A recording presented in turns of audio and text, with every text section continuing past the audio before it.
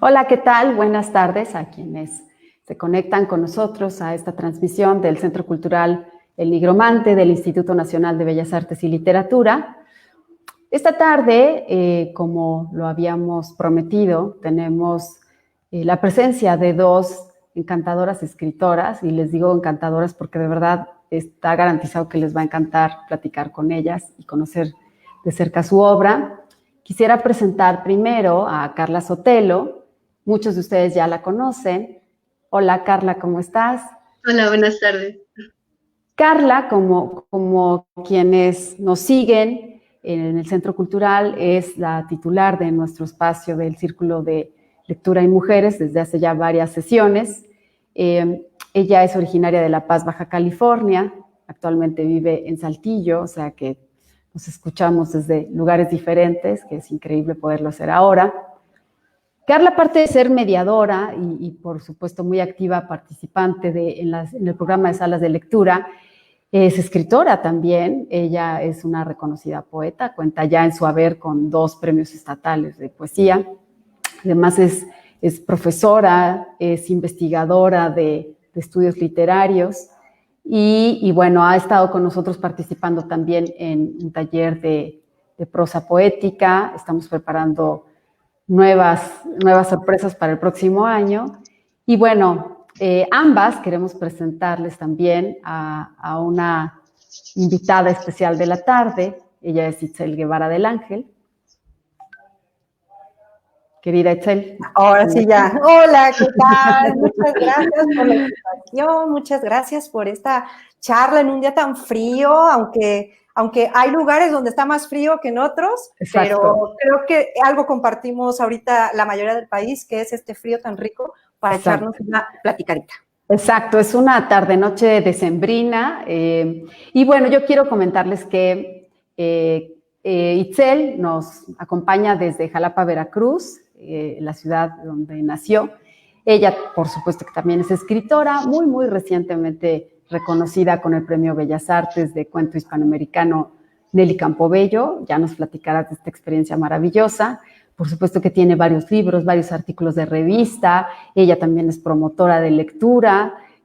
Ojalá que también nos dé tiempo para platicar de tu experiencia como responsable de una biblioteca, que me parece fascinante también. Y bueno, quisiera comenzar platicando quizá un poquito para entrar como en tema. ¿Qué ha sido para ustedes dos trabajar en la promoción de reunirse con personas, estar en un grupo, conformar vínculos a través de las letras?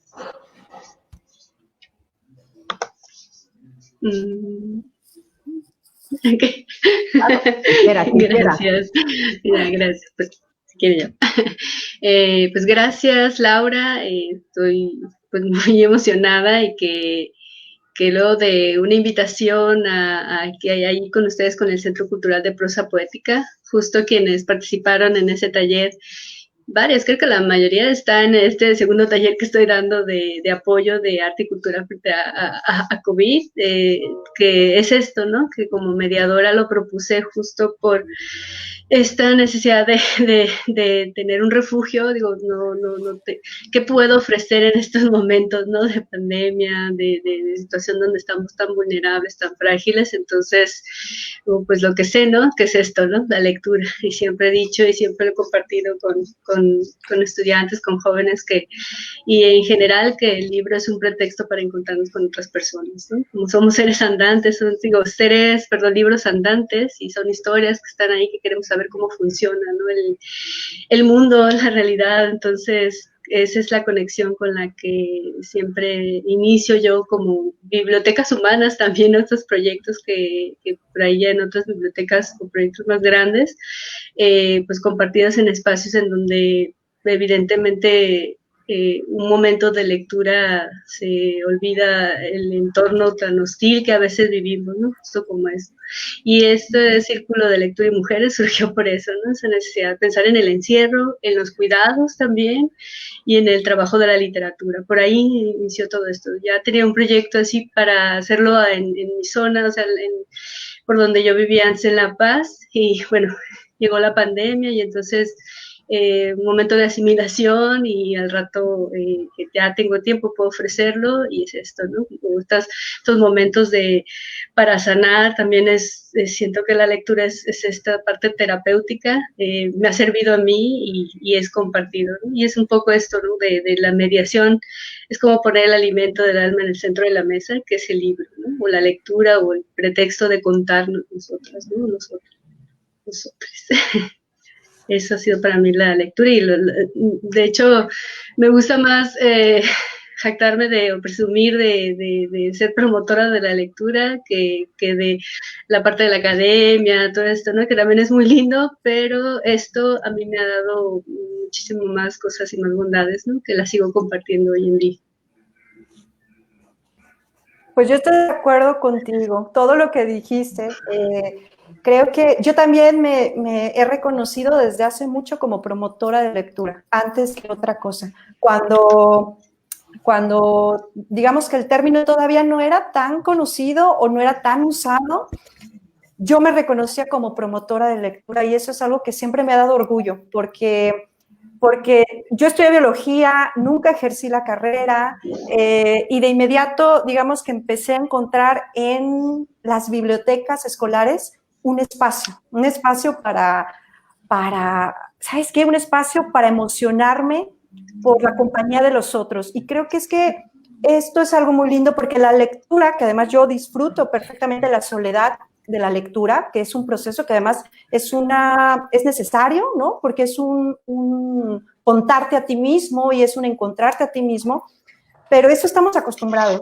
Pero cuando haces promoción, cuando haces mediación lectora, lo que haces es que socializas, ¿no? Y entonces les das una dimensión a las historias, a los libros, a la literatura, pero a las personas sobre todo. Entonces, esta parte creo que siempre ha sido maravillosa y por eso, sin darme cuenta, fui siguiendo ese camino.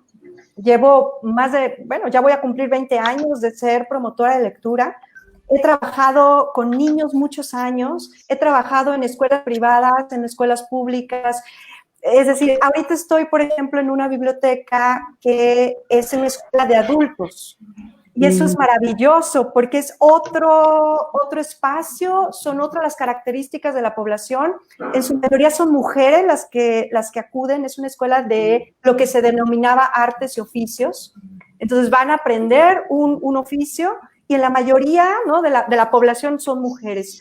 Entonces, esto también ha sido enriquecedor porque he tenido grupos de mujeres de 70 años con chicas de 14, por ejemplo, o de 15. Entonces, integrar un grupo así a través de la literatura es una cosa fabulosa. Yo he escuchado historias de vida y ahorita que hablabas, ¿no? del lado humano, que es lo que nos da, creo que los que somos promotores de lectura, por eso estamos ahí, por el lado humano.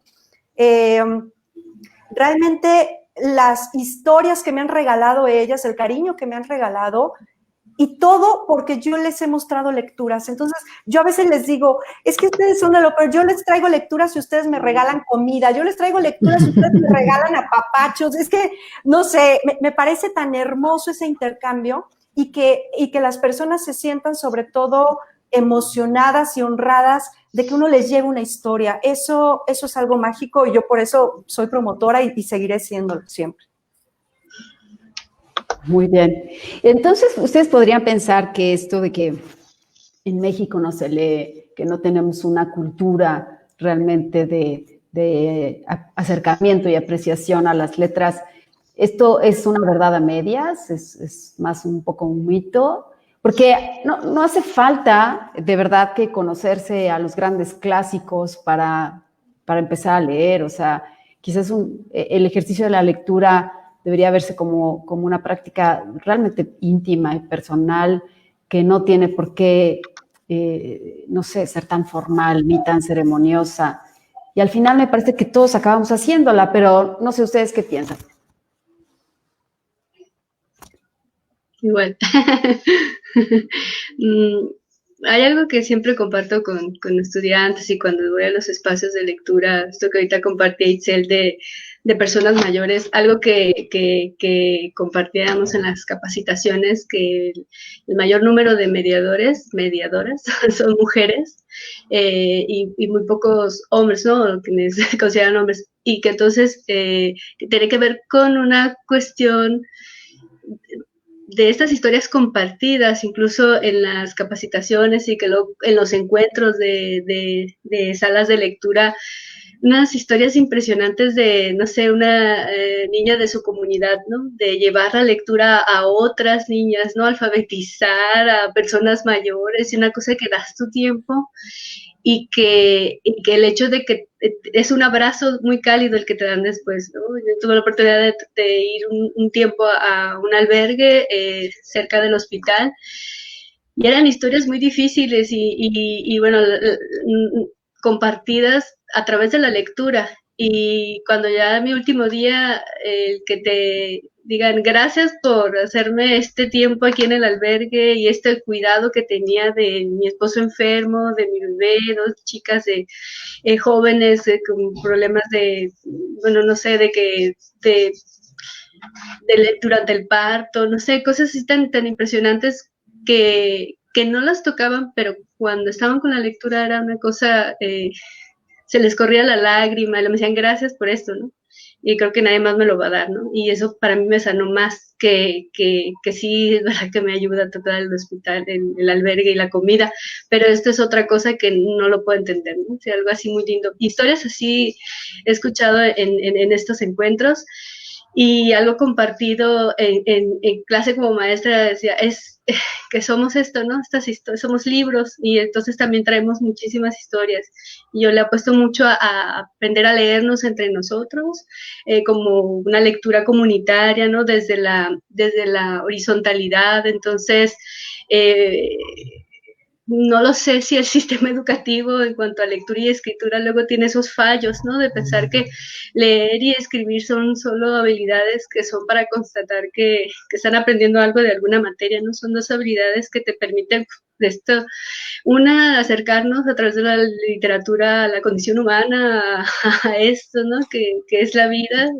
Alberto Mangel por ahí, entre la curiosidad, ¿no? Con esa historia de la curiosidad, habla un poco de qué es esto, ¿no? De preguntarnos lo más sencillo de las cosas, y esa curiosidad por quererla saber constantemente de cómo funciona el mundo. Y eso es lo que es, pues, considero que es muy valioso, ¿no? Con el acto de leer y escribir, y la capacidad de pensamiento crítico y autónomo, ¿no? También crear de tener tus propias ideas, ¿no? Y no solo eso, dialogar con ellas, ¿no? Por eso un poco siempre en los talleres, en los espacios de lectura, el libro que se comparte desde el Círculo de Lectura y Mujeres es la escucha, escucharnos, ¿no? Y cuando tenemos, por ejemplo, invitadas la última sesión que tuvimos con Itzel, que no queríamos que acabara, ¿no? Es esa red que se teje, ¿no? Cuando en estos momentos donde dice Michel Petit o Pascal Quignard, cuando dice que los vivíparos necesitan, ¿no? De una guarida, como los humanos necesitan de una casa, como la cultura, ¿no? Que algo que los enriquezca. Y cuando esta guarida está tan dañada, pues entra, ¿no? Este acto de leer y de escucharnos a través de la palabra y tejernos en ellos. Entonces, yo le apuesto mucho al ejercicio de la lectura y de la escritura, sobre todo la lectura, de leernos de diferentes maneras, ¿no? Y no entrar en una cifra, eso es más números y números que no sé qué quieren cumplir, cuando esto mismo que comparte Itzel, ¿no? De esos espacios en donde personas mayores y demás que te comparten esas historias, eso para mí también es leer, ¿no? Y es una lectura compartida. Y bueno, más el ejercicio consciente de si nos estamos leyendo. Sí, yo coincido, y lo que pasa es, se lee, no se lee, ¿no? Es completamente subjetivo el asunto, porque tienen que dar cifras, ¿no? Y cuáles son las bases para generar esas cifras, ¿no? Y qué sí vale, eso sí es lectura, y ahí empezamos con estas diferencias, ¿no? Y quién decide qué es lectura y qué no es lectura. Yo lo que sí creo que hace falta son justamente oportunidades.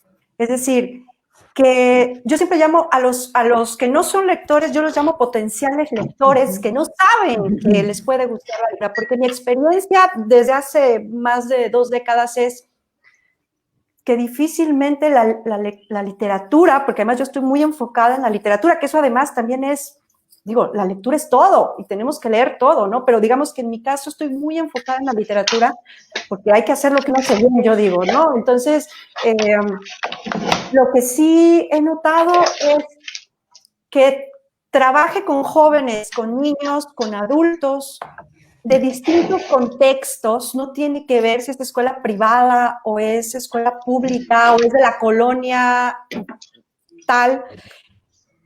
Es decir, que la gente ama las historias, las personas amamos las historias. Eso es natural, yo lo veía con los niños. Yo digo que bailar, moverse, ¿sí? Y las historias no son naturales.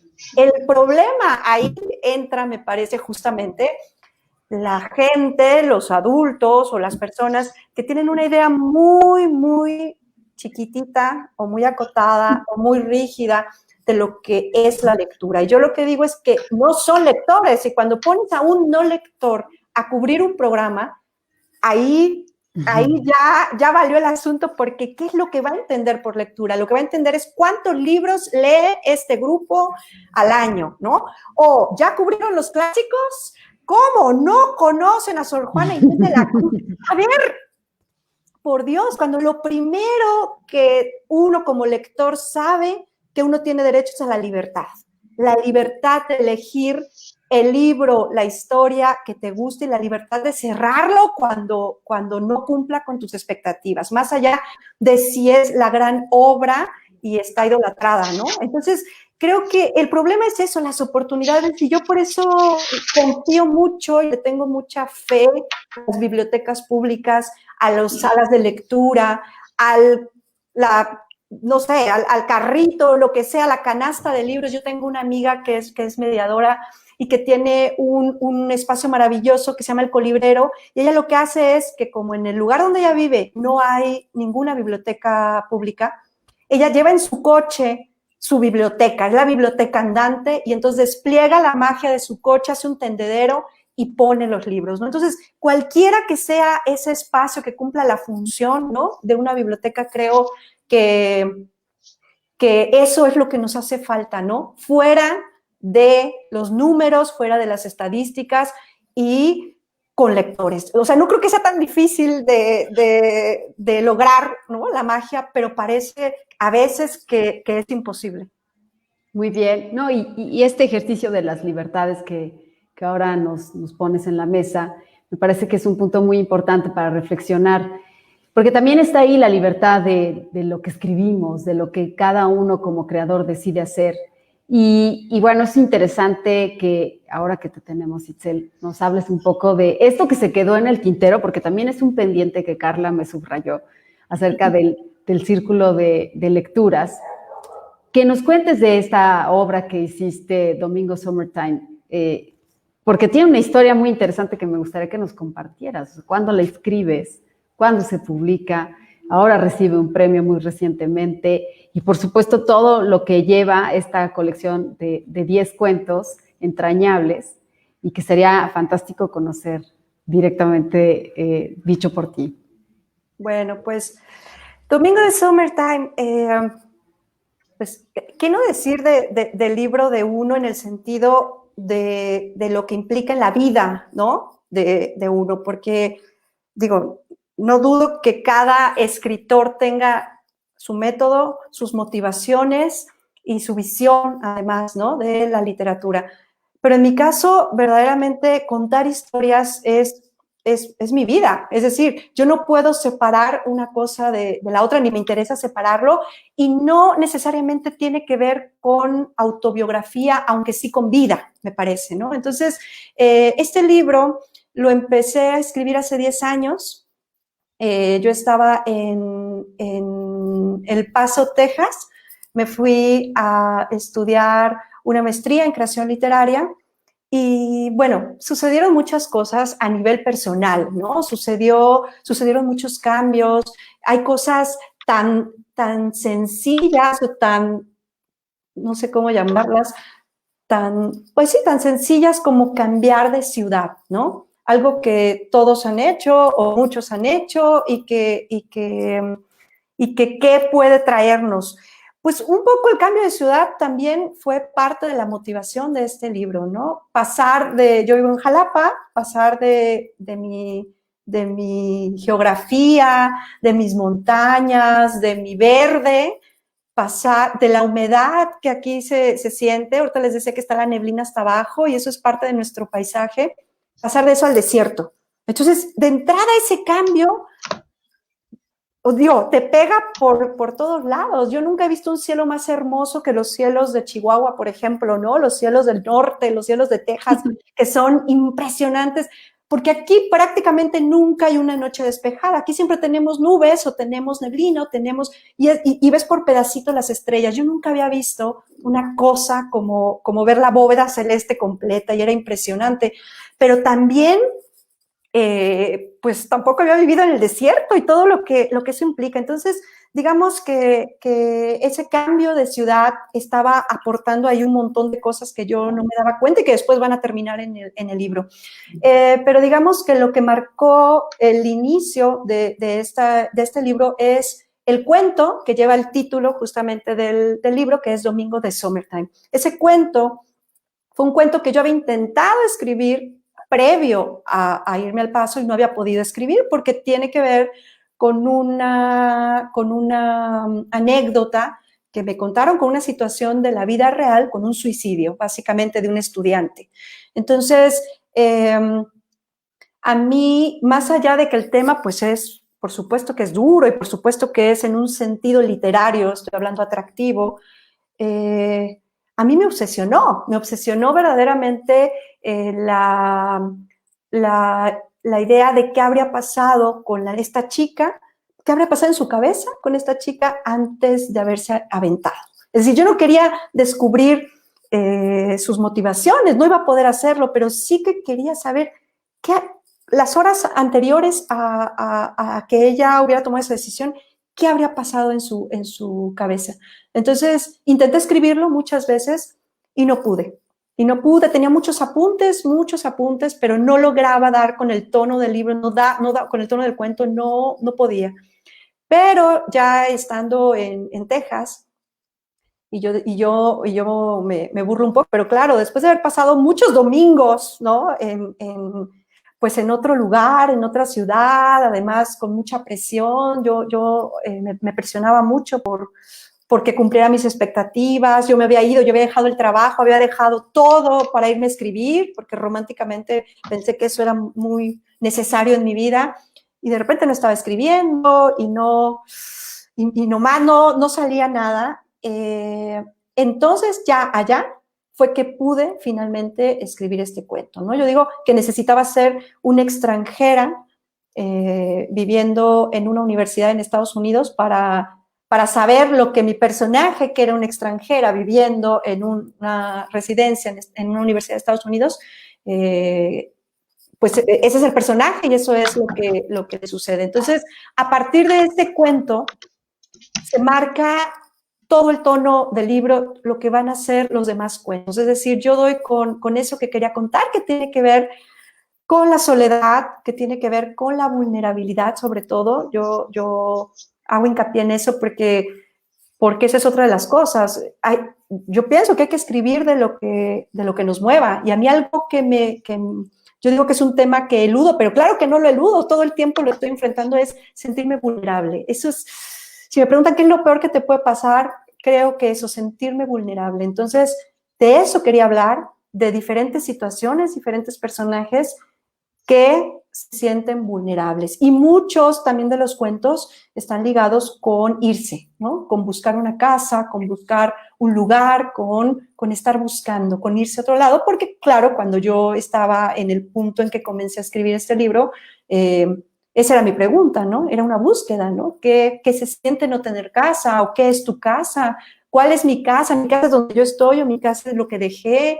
Es decir, ¿qué se siente no tener una casa? Porque como estudiante no tienes una casa, tienes un cuarto. Yo tenía un cuarto, ¿no? Entonces, ¿qué se siente? ¿Qué diferencia hace entre tener mi casa y tener un cuarto de paso? Eso es casa. Todo eso estaba en mí y todo eso parece que lo encontré en el lugar, porque mucho de lo que hay aquí tiene que ver con esa estancia en El Paso y muchos de los personajes se preguntan todo el tiempo eso, o de manera directa o con sus acciones se están preguntando todo el tiempo sobre la casa y sobre irse y sobre la soledad.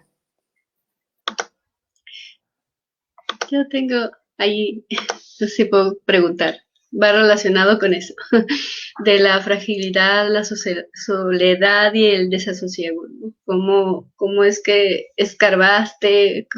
Ya ahorita lo compartiste, ¿no? De este miedo, esta sensación de no llegar ahí, ¿no? Porque creo que eso, pues, se nos mete en la cabeza y es difícil salir, justo es lo que haces con los personajes, pero no sé, es que tanto de este proceso de escritura hay de esto que pasa de la autoficción a tal mera ficción. ¿Cómo escarbaste, cómo llegaste ahí con estos personajes y con estos momentos de fragilidad y soledad? Mira, yo de entrada creo, y ese es mi punto de vista, hay quienes lo comparten, muchos no, es que no existe la ficción, es decir, no existe, por Dios, o sea, es decir, desde el momento en el que estás creando un personaje, yo te puedo decir, el personaje más alejado que tengo, ahorita en mente, que yo he creado, más alejado a mí, es un personaje que se llama, que sale aquí en el cuento, que es Lady, que es del último cuento, Lady D, así se llama el último cuento, sería... Si lo vemos de manera objetiva, es el personaje más alejado a mí. Lady es una florista, es un personaje trans, ¿sí? Y Lady pertenece a un nivel, digamos, social bajo, ¿sí? A un nivel cultural bajo. Entonces, digamos que eso es lo más alejado que yo podría pensar en este momento que tiene que ver conmigo. Pero hay tanto de mí en ese personaje. Una vez me preguntaron, oye, ¿hay algo de ti? ¿Te pareces en algo a Lady? Y yo, no, pero que va, ella es cursi, ella es no sé qué, ella... Y de repente empecé a ver todo lo que había de mí en ese personaje. Entonces, es decir, este es un ejemplo en el sentido de que no existe la ficción como tal. Si uno lo está creando, ¿de dónde va a sacar uno las emociones? ¿De dónde va a sacar uno el punto de vista? Aunque sea lo contrario a ti. ¿Por qué es lo contrario a ti? Por eso lo estás poniendo o porque es parecido a ti. Es decir, todo a final de cuentas pasa por uno y tiene además una intención. Entonces, aunque no uses partes de tu vida, estás usando tu mirada, estás usando tus sensaciones y le estás prestando a tus personajes para crearlos, para darles al menos esa dimensión de seres vivos, andantes. Estás utilizando lo que conoces y a final de cuentas la única experiencia que podemos conocer es la personal, aunque podamos socializar y convivir y conocer otras realidades, pero la única que podemos percibir es la nuestra, ¿no? Entonces, en ese sentido, yo no creo que exista la ficción como tal, pero sí que en este caso sí era algo como muy personal. Si bien no es autobiográfico, sí era muy personal mi búsqueda sobre la vulnerabilidad, ¿no? Porque antes de escribir el libro, insisto, este libro lo empecé a escribir hace 10 años, lo terminé el primer manuscrito hace 8. En ese momento me sentía muy vulnerable. En ese momento yo, de hecho, me regresé del Paso, es decir, yo era de 3 años la maestría y yo dije, no, eso es de mucho tiempo, yo me voy por uno y bueno, veo si me quedo otro año y ya luego veo si me quedo el siguiente. Pero yo me regresé porque yo me sentía muy vulnerable, yo me sentía expuesta, yo me sentía sola, y eso está en el libro, aunque no esté mi experiencia, digamos, total, no es lo que me pasó a mí, pero sí que sé de lo que estoy hablando y creo que eso es lo que compartimos todos los seres humanos. Sabemos lo que es quebrarse en un momento, sabemos lo que es desear algo y no obtenerlo, sabemos lo que es estar acompañados y sentirnos solos, sabemos lo que es un domingo no saber por qué nos ponemos a chillar o nos sentimos fatal, como si el mundo se fuera a acabar y ya, al otro día el sol sale y todo está bien, pero es decir, todas esas cosas que son personales era lo que yo quería que estuvieran en el libro. Entonces, ¿en qué indagué? En mí. Mira, me abrí por completo con todo lo que saliera y por ahí un autor que no recuerdo si es Fuguet, en algún libro dice que escribas algo que digamos, consideraba que lo mejor que se podía escribir es aquello de que te avergüence después de haberlo escrito. En el sentido de que te has abierto completamente, ¿no? Entonces, claro que me avergüenzan en ese sentido los textos porque son tan íntimos y son tan personales, por eso, porque está toda esa exploración de algo que además no me gusta sentir y que trato de no sentir, pero que hay que hablar de eso. Y pues, no sé si contesté tu pregunta, pero por ahí va. Sí, además eso creo que es lo valioso del libro y por eso nos gustó tanto cuando lo compartimos, ¿no? Esta sensación en las historias que nos dejan eso, ¿no?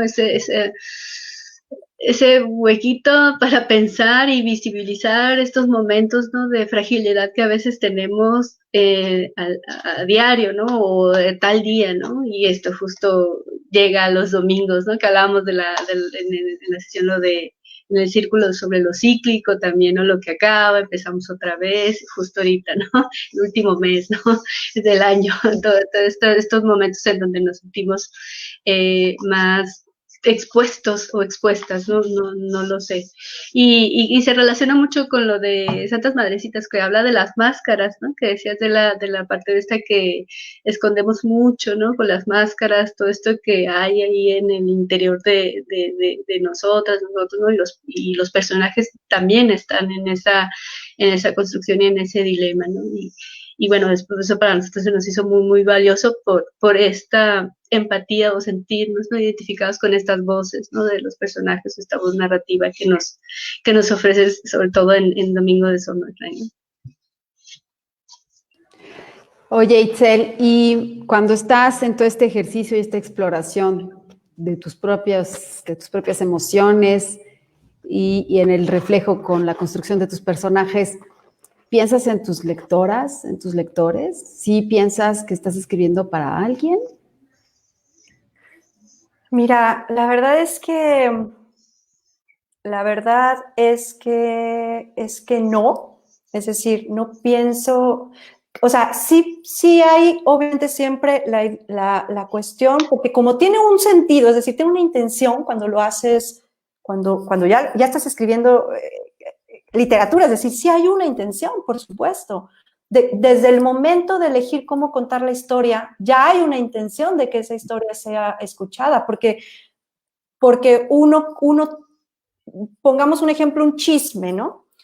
Uno sabe quién es la persona que mejor te va a contar el chisme y quién es la más aburrida para contarte el chisme, que dices, ¡ay! ¿Cómo puede convertir la mejor anécdota en la cosa más aburrida? ¿Y quién puede convertir de una cosita un momento, digamos, inolvidable? Entonces, es exactamente lo mismo, me parece, con la creación. Es decir, tú estás contando algo y de entrada, en ese sentido, sí que hay una intención de un lector. ¿Qué lector? Bueno, ahí ya siempre se habla del lector ideal. El lector ideal es, pues generalmente, es decir, es uno, ¿no? Es que querría escuchar. Entonces, desde cómo seleccionas, cómo voy a iniciar, cómo voy a hacer que esto sea efectivo, cómo no voy a aburrir al lector o cómo le voy a dar un giro para que no se lo espere. Obviamente hay un lector ahí que uno tiene en mente en el sentido de alguien va a llegar a este libro y va a producir ese efecto. Entonces, sí, por supuesto, pero no sé si haya un lector en específico. Al menos lo único que sí intento, y lo intento genuinamente, es no minimizar a ese lector. ¿sí? A veces se me ha catalogado un poco que puedo ser un poco críptica, puedo tener los finales muy abiertos, falta, a veces la gente dice, es que yo quisiera que me dijeras un poco más, ¿no? Y a veces yo me peleo mucho con eso es algo que sí me cuestiono, hasta dónde contar algo y dónde parar, ¿no? Entonces, yo siempre prefiero quedarme corta que dar demasiado, ¿no? Porque no quiero que ese lector se sienta que yo no lo respeté, que yo no respeté su inteligencia, ¿no? Entonces, si yo le doy todo masticado, pues, ¿qué le dejo al lector también? Entonces, creo que en ese sentido, sí que estoy alerta a alguien que sé que espero que llegue al libro, ¿no? Pero ¿quién es exactamente? Pues no sé, supongo que yo no lo sé, no lo sé. Y a mí me parece muy interesante que tú has trabajado también en ejercicios serios de promoción de lectura, estos grupos de los que nos has hablado.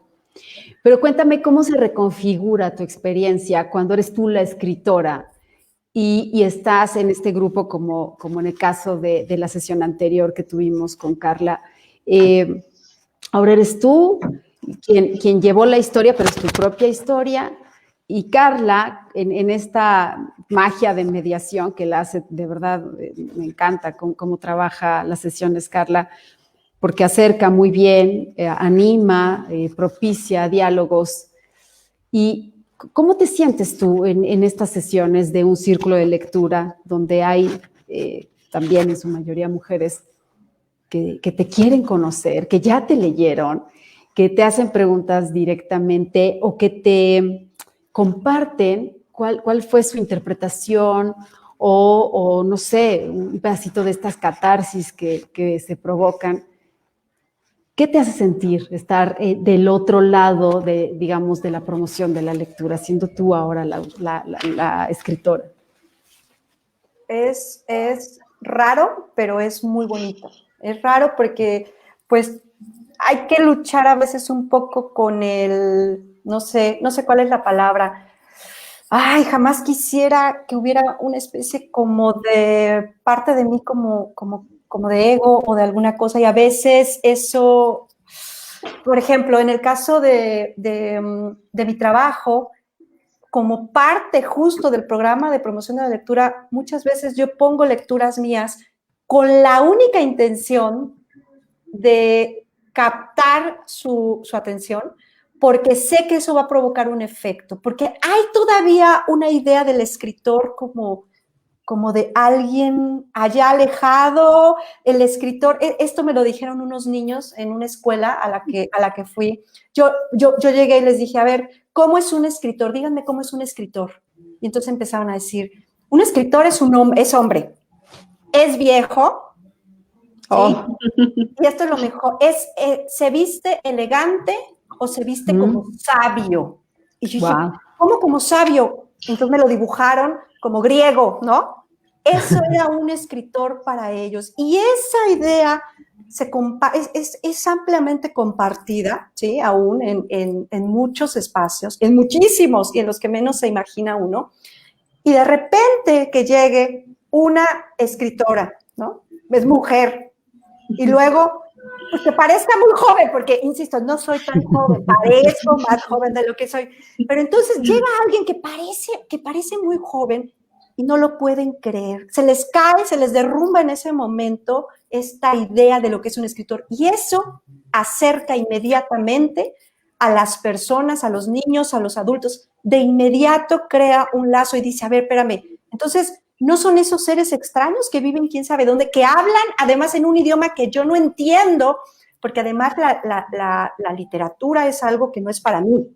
Esto es algo para aquellas personas que han estudiado mucho y que han estudiado quién sabe qué, son eruditos, y solo, como son tan eruditos, solo ellos entienden lo que dicen. Y cuando dicen, no, un escritor es una persona como tú, como yo, que te habla de tú a tú, y sobre todo que desmitifica esta idea del libro y esta idea de la literatura, entonces eso es genial. Y yo por eso lo hago en los momentos que tengo la posibilidad de que me invitan, hago ese trabajo porque lo primero que ellos dicen o lo primero que les ves es, entonces yo también puedo escribir. Por supuesto que tú también puedes escribir. Y ya, ahí se derrumba todo y ahí yo ya dije, ya hice algo por esta vida, ya, ¿no? Y que las niñas digan que pueden escribir, créanme que es lo máximo. Entonces, en mi caso, por ejemplo, hace poco presentamos una novela que salió un poquitito antes que Domingo de Summertime, una novela que se llama Una casa con jardín. Y digo un poquitito porque fueron, creo que 2 meses de diferencia entre una y otra. Entonces, esa novela la presenté en la escuela en donde yo trabajo. Estaba abarrotado de mujeres, ¿sí? Y si algo tiene esa novela, y si algo tiene además en general mis libros, es que son, todo el tiempo hay canciones, todo el tiempo están sonando, son cajitas de música. Entonces, digamos que el soundtrack de la novela eran puras canciones ochenteras, de Lupita D'Alessio, de Amanda Miguel, bueno, ¿no? Puras canciones. Bueno, terminamos, no es mentira, terminamos cantando porque era parte de lo que queríamos hacer, ¿no? O sea, porque finalmente la literatura está viva y si la literatura no te va a decir nada, pues has fallado completamente como escritor. Eso es lo que yo pienso. Justo hoy me acordaba que iba en el carro y estaba la hora de rancheras y no sé por qué me sabía todas. Y, claro, porque en el carro con mi mamá, mi papá, esto, ¿no? Que compartes en una casa con jardín, que es toda la referencia del baje que tiene de música por la familia, ¿no? Que además es muy interesante cómo se teje ahí en la novela, ¿no? Como la familia como tema literario, ¿no? Que a mí me atrae mucho, justo ahorita lo estoy compartiendo en el taller de escritura, pues más de autobiografía, ¿no? O autoficción. Gracias por compartirme esa parte de que es inevitable, ¿no? Que no tengan los personajes o momentos, ¿no? Del escritor o de quien escribe. Es muy lindo porque acerca mucho a esta habilidad de la escritura, que es lo que ahorita comentabas, Itzel, de ver que no es como solo a la academia o solo un trabajo muy, muy intelectual e inaccesible para todos, ¿no? Para todos. Entonces, que podemos escribir, que se promueve mucho la lectura, pero la escritura es otra cosa que queda por debajo, ¿no? Entonces, que no se trabaja tanto como se trabaja o se fomenta, ¿no? Si lo que son entre comillas, eso de fomentar también me causa mucho ruido, conflicto.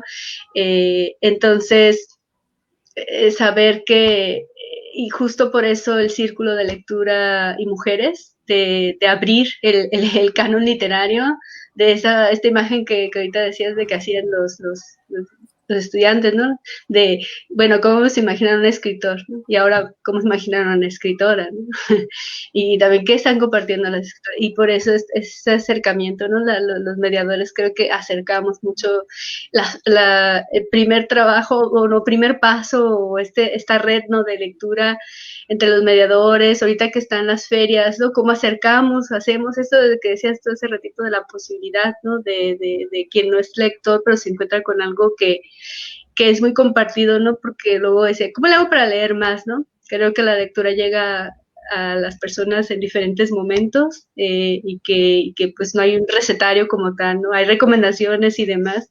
Y por otro lado, la escritura, ¿no? El de abrir esa posibilidad. Ahorita que tengo un taller para jóvenes de escritura y la coincidencia es que es una necesidad impresionante, enorme, y estoy encantada con las estudiantes, quienes participan en el taller porque son puras chicas y tienen muchísimas ganas de escribir, de nombrar, de visibilizar temas que hasta este momento no lo habíamos leído, ¿no? Crear sus propias representaciones, dicen, ¿no? Esto, ¿no? Que nos lo dicen algunos escritores, pero ¿y cómo hablamos nosotros? ¿Cómo escribimos? También es mucho esto que a mí, y ya por ahí quisiera hacerte la pregunta, ¿no? De escribir con el cuerpo creo que hay en esto, en esta escritura hecha por mujeres, que es esto, ¿no? Poner también el cuerpo, no solo escribir con la cabeza, porque si alguien, no, es que también yo siento algo aquí y también lo quiero decir, ¿no? Y también lo siento por acá y quiero hablar de mi cuerpo, ¿no? Y entonces, claro, por ahí la pregunta, ¿no? ¿Tú cómo escribes cuando piensas, cómo pones el cuerpo en la literatura o en el arte como tal? Pues es que finalmente, desde los temas, ¿no? Desde los temas, desde nombrar las cosas, ¿no? Fíjate, estoy pensando, digo, más allá del cuerpo, ¿no? Mío, pero claro que está ahí involucrado. Tengo un cuento de un libro que se llama ¿A qué le temen los niños?, en el que una niña habla de la menstruación, por ejemplo, y de lo traumático que fue para ella que le descubrieran su padre, sobre todo, la menstruación. Entonces, y habla de todas las sensaciones y todo lo que le vino. Entonces, claro, es que cómo podemos, insisto, si la literatura es vida, ¿cómo podemos no hablar de emociones? ¿Cómo podemos no hablar de cuerpo? ¿Cómo podemos no hablar de circunstancias? ¿Cómo podemos no nombrar los olores, no nombrarlas? Es decir, de eso es de lo que tiene que estar llena, creo yo, la literatura. Entonces, por otra parte, para hablar del cuerpo un poco, yo soy un poco rarita a veces y yo digo que yo con cada libro estoy teniendo un hijo, ¿no? Estoy pariendo un hijo porque yo tengo digamos, una cuestión hormonal. Además, cuando estoy escribiendo el libro, ya la última novela, literalmente me dio en los dientes y tuve que correr a sacarme los dientes y digo, no, a ver, espérame, ya párale también porque esto no está bien, ¿no? Pero, ¿sabes qué pasa? Que, digamos que cuando uno escribe, más allá de que, por supuesto, que tienes que planear y que, por supuesto, que es una parte que tiene que ver con mucha organización y que tiene que ver con la mente, en mi caso, con la mente clara, porque yo no puedo hablar nunca desde la emoción. Eso es algo muy, muy interesante que a mí me pasa. Yo sé de muchos escritores, de muchas escritoras que siempre dicen, no, en medio de la depresión, en medio del no sé qué, yo escribí la novela y wow, ¿no? Y puede ser una novela muy buena o una novela muy mala, que no tiene nada que ver eso. Pero yo lo oigo muy seguido. Yo nunca he podido. Es decir, yo cuando quiero hablar de vulnerabilidad, tuve que esperar a no sentirme vulnerable para entonces poder hablar de la vulnerabilidad, ¿no? Desde ahí entonces ya puedo hablarlo. Porque a veces lo que puede pasar es que siento que te puedes desbordar en cosas que no, vamos, que no son muy claras en mi caso, ¿no? Y entonces pierdo también la parte literaria, que es una parte muy importante. Voy a nombrar, ¿no?, las emociones, pero las tengo que hacerlo yo con la cabeza fría. Pero eso no quiere decir que cuando esté escribiendo no tenga que volver para poder entonces trabajarlo. Pero bueno, eso me ha pasado a mí. No puedo como estar ahí en ese momento. Sin embargo, mi cuerpo cuando yo escribo me dice, espérame, si no me contracturo de repente, entonces tengo unos rollos hormonales y si no, y digo, a ver, Itzel, tienes que tranquilizarte, pero es que escribimos con todo, no escribimos con las manos en la computadora, no escribimos con la cabeza, con las imágenes, ni escribimos con el diccionario las palabras, estamos escribiendo con todo lo que somos y todo es todo, y eso implica, por supuesto, el cuerpo. Y a veces vienen unas reacciones muy extrañas. Ay, aquí quiero nada más darle las gracias a Concepción Cázares, que nos pregunta desde hace ya un ratito, ¿por qué elegiste este título? Yo me imagino que hablaremos de las dos. Un poquito ya dijiste de Domingo de Summertime, pero bueno, Una casa con jardín. Cuéntanos de tus títulos, los que has mencionado. ¿Cómo haces esa decisión de titular tus obras? Mira, a veces los títulos aparecen de inmediato, a veces tienen que ver con un cuento, ¿no? En este caso, en el de Domingo de Summertime, tiene que ver con la canción Summertime en la versión de Janis Joplin, porque además hace referencia a la versión de Janis Joplin, pero hace referencia a todo, ¿no? A la versión original de esa canción, porque esa canción, bueno, forma parte es un área de una ópera de Porgy and Bess, y esa canción habla de una negra que está durmiendo a su bebé en un pueblo de pescadores, creo que es Nueva Orleans, y entonces lo está cantando esta canción de cuna, es un arrullo, es una nana, ¿no?, que le está cantando, y en ese canto le está hablando de todo el dolor que ha sufrido, ¿no?, la raza negra, de todo el dolor que significa ser pobre, en ese canto. Entonces es un canto, es un arrullo, pero es un arrullo desgarrador. Esa área es tomada después, pues fue impactante y ha tenido cualquier cantidad de versiones, pero la de Janis Joplin a mí en especial me gusta porque la uno con la vida de Janis Joplin, es decir, con que justamente, por eso viene el título, porque yo vi un documental de la vida de Janis Joplin en la que hablaban de ella como la niña, no como la gran cantante, la gran artista, la revolucionaria, contracultura, no, hablaban del ser humano. Y el ser humano era un ser tan frágil, pero tan frágil, que lo único que quería era que la quisieran. Era todo lo que quería. Y se sentía todo el tiempo, pues marginada, y se sentía sola, y se sentía todo el tiempo así. Entonces, y por eso vivía como vivía también, era una reacción para no sentir eso. Entonces, claro, la canción, la letra, la vida de Janis Joplin y el personaje que aparece aquí, todo se junta, y además era el tema básicamente del libro, la vulnerabilidad. Entonces yo dije, tiene que ser esta canción, y bueno, de ahí salió el título, ¿no? Y por ejemplo, de una casa con jardín, tiene que ver, bueno, esto es de una familia y tiene que ver con una crítica también a la sociedad de una época, pero a la sociedad actual, desafortunadamente, ¿no? Al concepto de familia, a esta idea de que solo hay una forma de ser familia, a esta necesidad de seguir manteniendo un ideal o una idea ante la sociedad, cuando por dentro es una batalla, ¿no? Cuando la casa, que todo el mundo dice, ay, pero qué casa tan bonita, una casa con jardín, ¿no? Que sería como de revista. Lo que no sabes es cómo vive esa familia dentro de la casa. Entonces, realmente es un título que pretende ser sarcástico, ¿no? Es decir, una casa con jardín, pero no sabes el infierno que hay dentro de esa casa con jardín.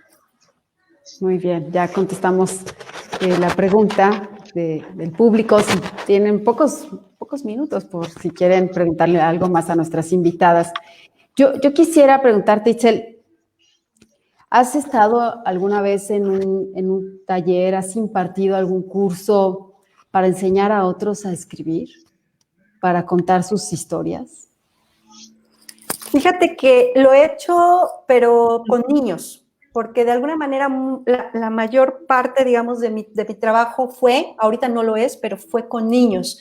Entonces, con niños sí era parte de lectura, que era lo más, pero también era escritura, ¿no? Había momentos para escribir y había mucho de ese compartir.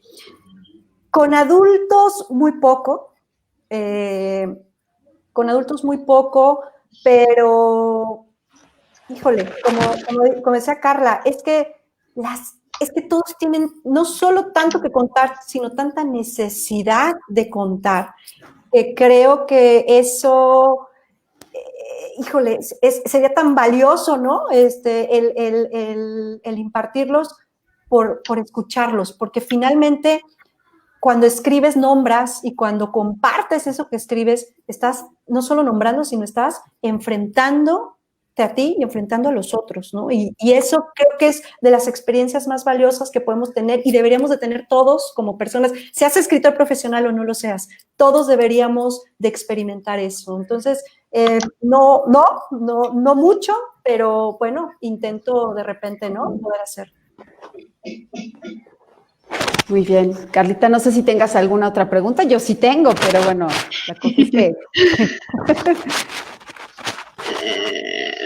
Pues es que estaba pensando en la construcción de los personajes en Domingo de Summertime y no sé si tienes uno en específico, aparte del cuento principal, o sea, de que lleva el título del libro, que más te,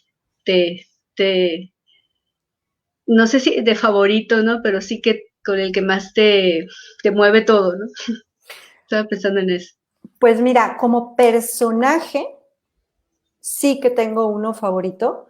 Y ahorita te voy a decir qué hice de tan favorito que era ese personaje. El personaje de Lady, del último cuento, se convirtió en mi personaje favorito y fue tanto que le escribí una novela. Entonces saltó del cuento a la novela, y hay una novela que se llama Morderse las uñas, y aquí es donde aparece ya Lady, pero ya digamos que dije, no, este personaje necesita hablar más, necesito darle más espacio y necesito contar más, pero es, creo, de entre todos, de todo lo que he escrito, es uno de mis personajes más entrañables y favoritos. Sí.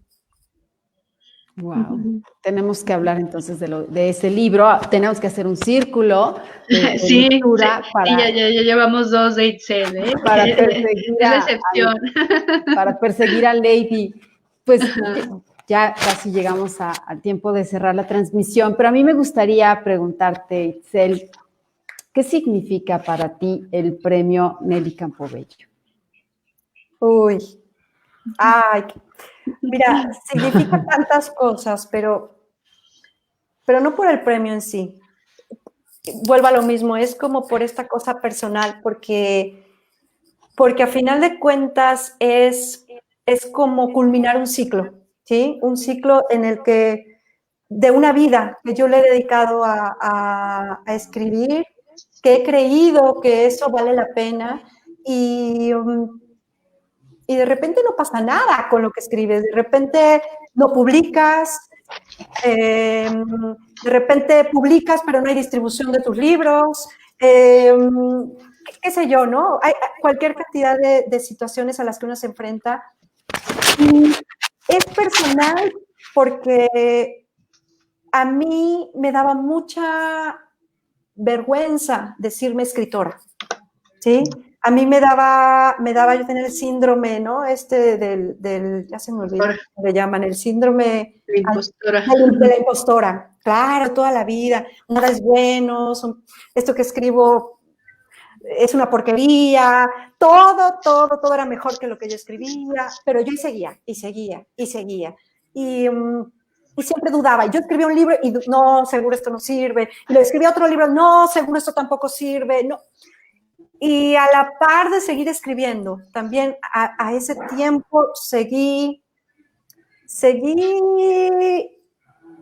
identificándome con la escritura y seguí nombrándome y seguí intentándolo. Y este premio llega en el momento en el que ya puedo llamarme a mí misma escritora, y eso me da mucho gusto porque así son las cosas y así son los tiempos y así suceden, ¿no? Las circunstancias parecen puestas casi como magia, ¿no? En el momento en el que ya asumí que sí soy escritora y que sí tengo algo que decir y que sí valoro lo que hago, en ese momento llega un premio. Entonces, más que otra cosa, para mí es una señal de eso, ¿no? De que ya estoy en casa, de que ya estoy en el lugar donde siempre quise estar. Oye, ¿cómo recibes esta noticia de que te fue concedido el premio? Me llaman. ¿Qué estabas haciendo? ¿Qué hora era? Estaba aquí, estaba en mi estudio, aquí estaba yo trabajando, y de repente era la tarde, eran como las 4 de la tarde, estaba yo sola en casa y de repente me suena el teléfono. No, de repente regreso del baño y veo que tengo 2 llamadas perdidas, y digo, y de un número rarísimo, y digo, claro, el banco, ya me quieren, pero siempre tengo la costumbre de llamar, o sea, de regresar la llamada al menos para cerciorarme. Regreso la llamada, oiga, es que tengo un número, pero yo ya pensando que hablaba con la empleada del banco, oiga, es que tengo un número perdido, aquí una llamada perdida, usted me llamó, que... Itzel Guevara, yo sí. soy la directora de Bellas Artes. Yo, ay, ya cuando me dijo, aquí va a pasar algo, aquí va a pasar Doctora algo. Lucina Jiménez, disculpe usted. Yo así como, y me dice, no soy la doctora Lucina, yo ya no oí nada después de que dijo directora de Bellas Artes. Es que le hablo para avisarle que ganó el premio. Wow. Me quebró la voz, no me lo esperaba, no me lo esperaba, aunque claro, había mandado el libro al concurso, porque una cosa es que no te lo esperes, pero otra cosa es que en el fondo sí creas y sí estés intentándolo, ¿no? Entonces, bueno, pues así fue, dije, hasta que pegó ya. Y después de esa llamada seguramente vinieron muchas otras. Y bueno, qué gusto nos da que nos compartas esto. Y eso además está para escribir eventualmente algo, ¿eh?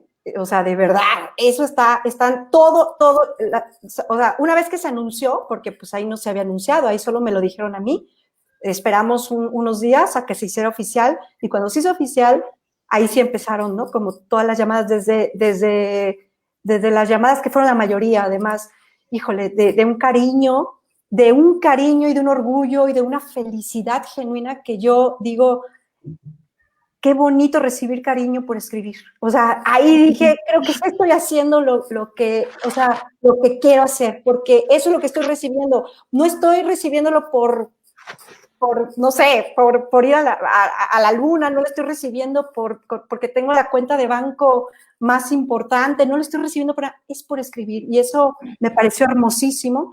Y por otro lado, me salieron amigos de donde yo no imaginaba, ya todos eran mis mejores amigos y ya hasta representantes, ¿no? Y yo decía, no, ok, está bien saberlo, ¿no? Qué lindo. Está bien. Estaba pensando en las editoriales, en las obras que tienes publicadas, ¿no? Desde, bueno, yo llegué a Paraíso Perdido por que leía Ave Barrera, Restauración, y de ahí veía los títulos, ¿no? Me llamaba la atención Itzel Guevara, y veía ese, y tengo ganas de leerlo, pero no en la aplicación, en celular, nada, quería leerlo en físico. Y luego la coincidencia con Silvia Aguilar Seleni, que además tiene un espacio muy lindo, ¿no? Casa Octavia, que yo tomé un taller con ella y quedé fascinada, si ya la conocía como lectora, sí, es una cosa Silvia preciosa.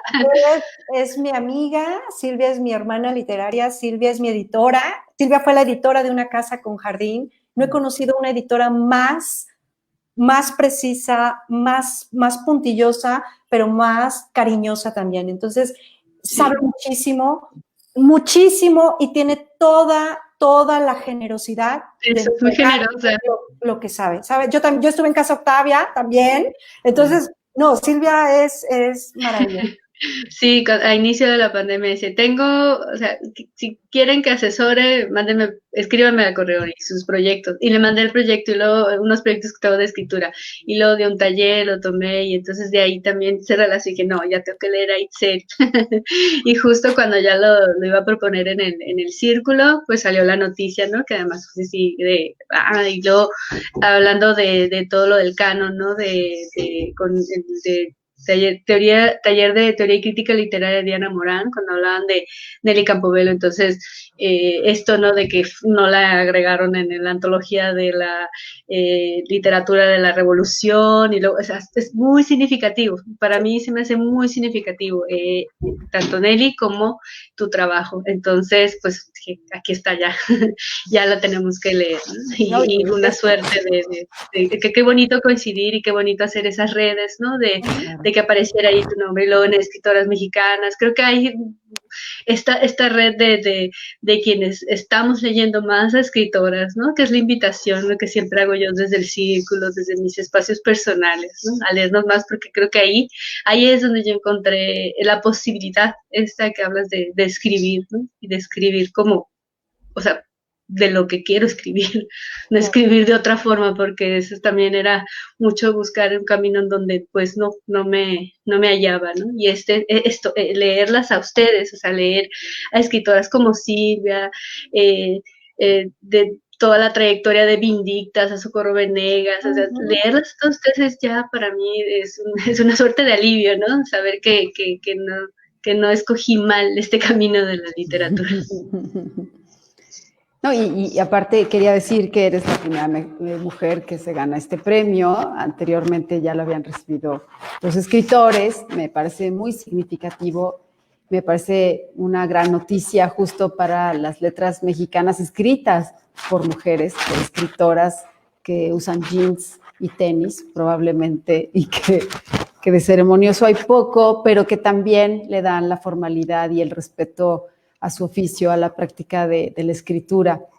Yo quisiera darles la oportunidad como de una última idea antes de despedirnos y bueno, por supuesto ya poder agradecerles a ustedes y a quienes nos han seguido durante esta transmisión. Así es que, querida Carla, aparte de que nos digas de qué va la siguiente sesión del Círculo de Lectura, por favor. Bueno, la siguiente sesión es con Valeria Luiselli y hace ratito que comentaba Itzel de descentralizar la literatura, creo que está así en la periferia y desde la diáspora.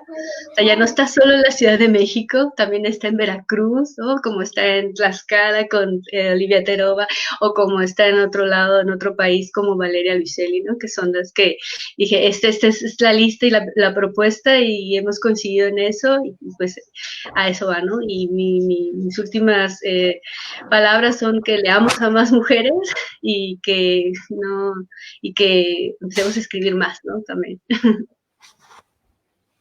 Pues mis últimas palabras, bueno, además del agradecimiento, porque verdaderamente agradezco estos espacios, ¿no?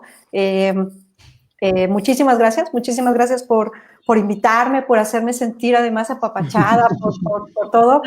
Creo que mi última participación va a venir recomendando un libro, y no va a ser un libro de literatura en sí, pero lo tenía yo aquí a la mano, lo saqué precisamente para esta sesión, y ese libro seguramente lo conocen, es el de Gente y Cuentos, ¿a quién pertenece la literatura? Es de la colección Espacios para la Lectura del Fondo de Cultura Económica, que tiene una colección preciosa, ¿no? Sobre promoción y bla, bla, bla. Pero es de Sarah Hirschman, es de una mujer, ¿sí? Y lo que amo de este cuento de este libro es esto, ¿no? ¿A quién pertenece la literatura? Ella habla de su experiencia como promotora de lectura y como creadora de un proyecto grandísimo que es Gente y Cuentos, que es de promoción de la lectura, en espacios, en barrios, en espacios, digamos, poco convencionales, como se les llama, aunque yo creo que la literatura debería estar en todos los espacios, no debería haber un espacio poco convencional. Pero ¿a quién pertenece la literatura? La literatura nos pertenece a todos, absolutamente, ¿no? Entonces es un libro muy lindo sobre experiencias de vida, sobre cómo cambió la literatura, en este caso los cuentos, porque se centra en el cuento además, a las personas. ¿Qué les dio? ¿Qué le dio a una mujer de Estados Unidos, de un barrio? ¿Qué le dio a un hombre mayor? ¿Qué le dio a una joven de Argentina? Es decir, ¿qué le puede dar la literatura a las personas? Y entonces, bueno, ojalá lo puedan ver. Eso, vamos a acercarlo tantito. Eso, así para que acá, eso, listo. Gente y Cuentos, ¿a quién pertenece la lectura? Las comunidades encuentran su voz a través de los cuentos, de Sarah Hirschman. Muy bien, ya nos dijiste qué leer. Por supuesto que tenemos que seguir leyéndote.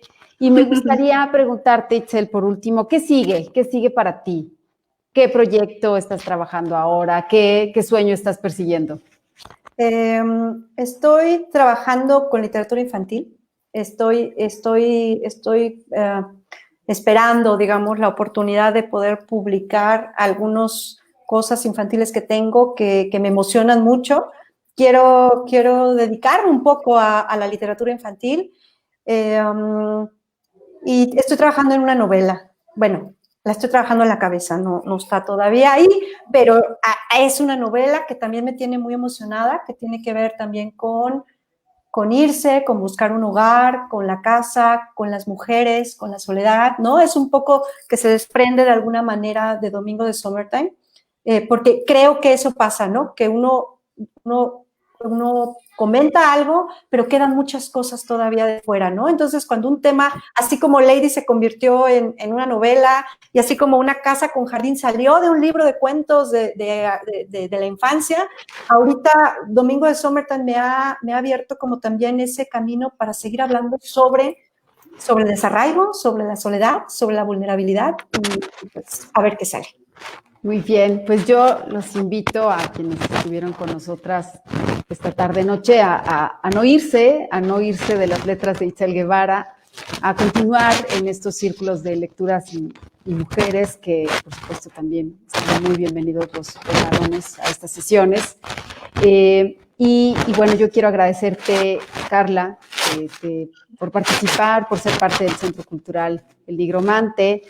Itzel, por supuesto, entrañable, ya me lo había advertido Carla, lo rico que sería platicar contigo, y creo que no se equivocó.